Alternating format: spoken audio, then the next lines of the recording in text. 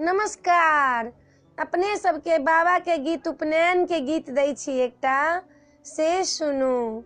मरबा के काते काते बेली फूल, ओ जे और चमेली फूल आए ताही मारब बैसा लानी फलना बाबा, ओ जे जंगा जोड़ी अहब दाई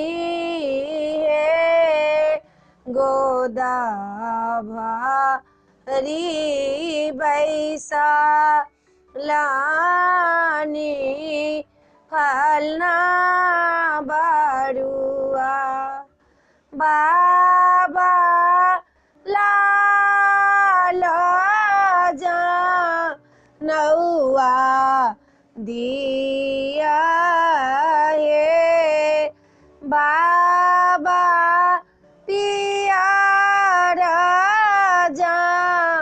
नौआ दिया हे मरबा हिंगृता ढारकी गेला, ओ जे सार गई जोता भेला हे स्वर्ग के पित्रा लोकानंद भेला, ओ जे आबे बंश बढ़ला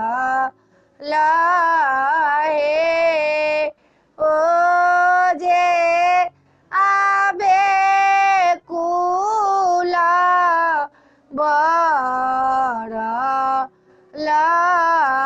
हे।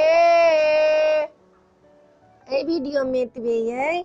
अपने सबके उपनयन के गीत नीक लागत तो सब्सक्राइब करऽ नहीं बिसरबै, सब्सक्राइब जरूर करबै।